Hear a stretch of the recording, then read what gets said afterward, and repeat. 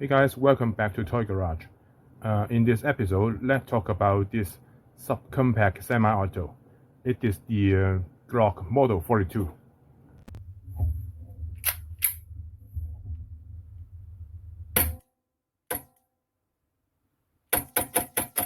The Glock 42 was debuted in US since 2014, and till now it is still the smallest Glock. Because of some particular firearm policy in the United States, Glock model chamber in 380 Auto cannot be imported into US market, and therefore Glock has created a new model 42, and all of them are manufactured in the United States, and therefore for airsoft players, there is no such thing as European marking for the model 42. It is chambered in 380 Auto, and the 380 Auto is basically a 9mm but with shorter case, and therefore it is less slappy than the Glock 9mm equivalent, the Model 43. The slim and single stack magazine can hold 6 rounds. The magazine release is ambidextrous. It can change to either on the left or the right side. It got a 4th generation lower frame and dual recoil spring and other typical Glock features.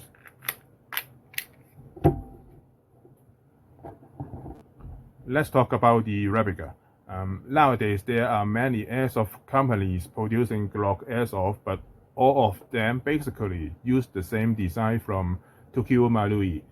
Some of them are directly copy, and some of them improve the original design.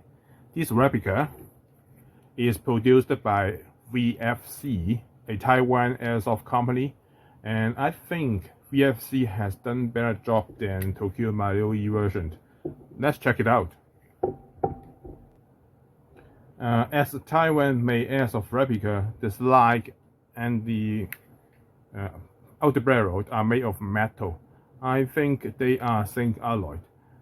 The surface processing of these two parts are pretty good. It is some kind of coating, not painting.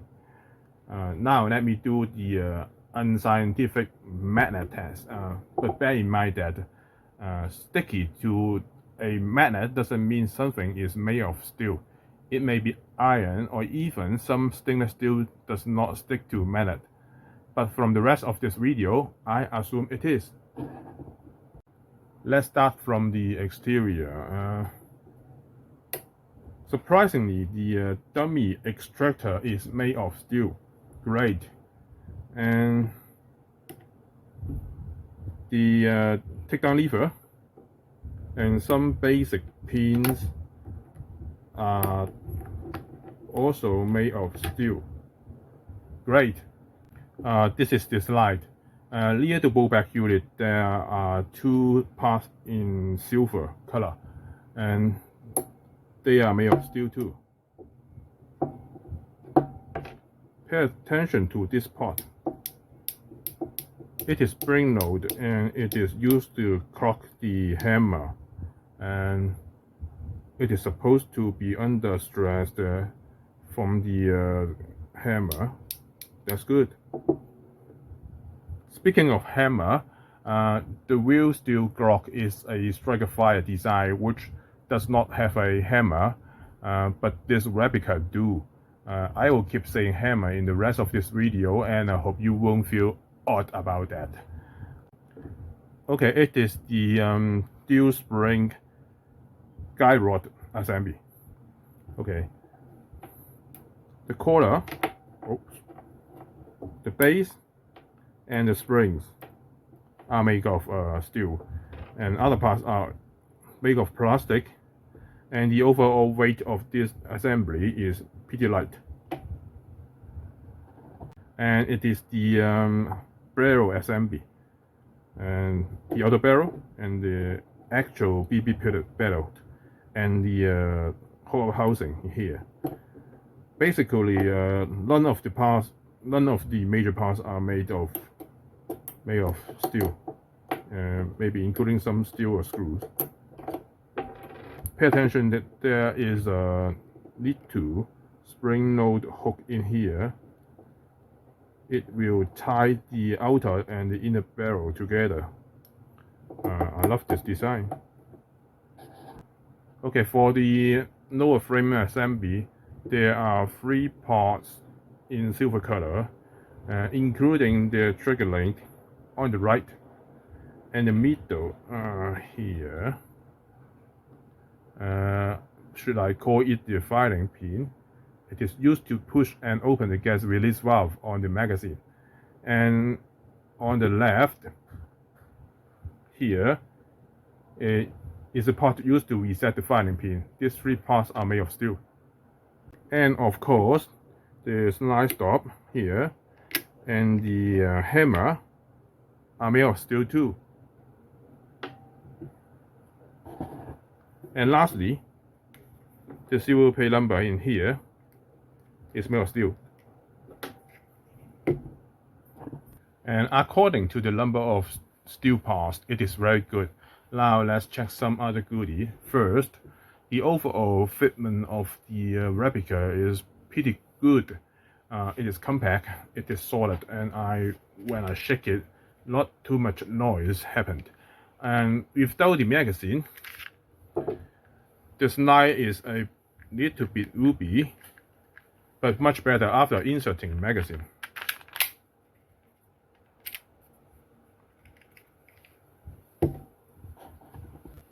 The front and the rear side, although they are made of plastic, but they are secured by 2 screws.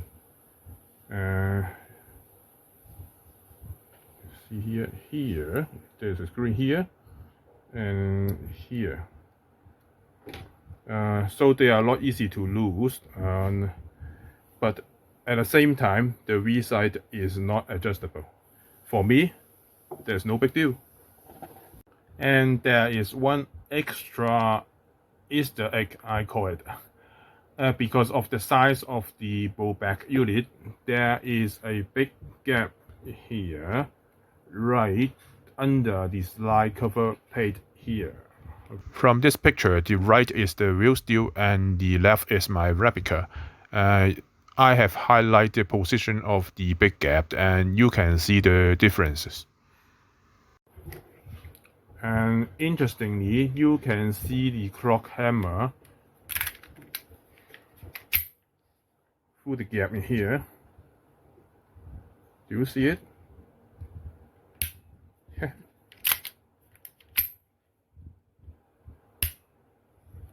That means it can serve as a clocking indicator.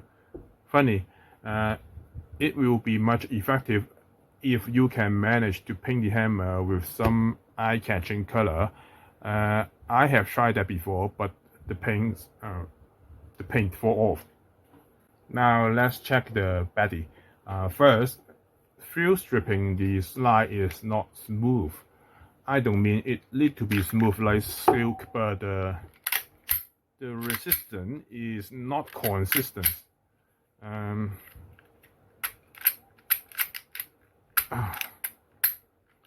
You see,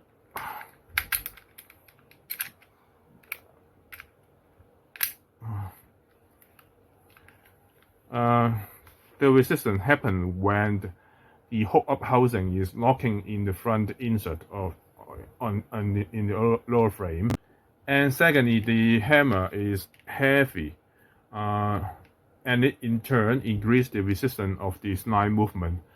The initial force that required to wreck a slide, I think it is crazy, especially when we are talking about a thin and small volume magazine.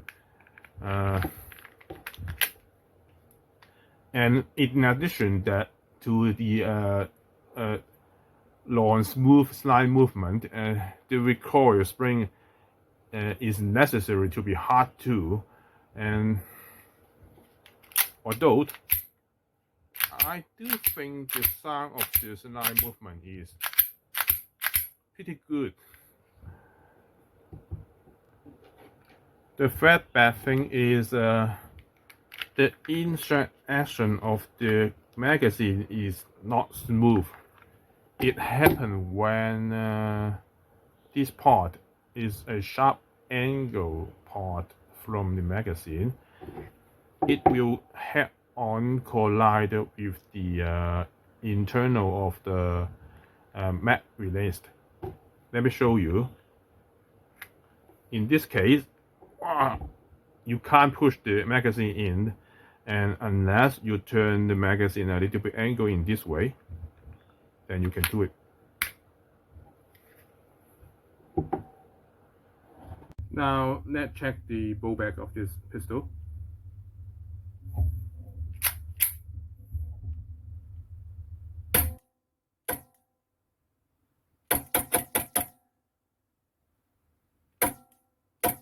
Overall, the bowback is indeed very strong, although the unsmooth slide movement and the hard hammered.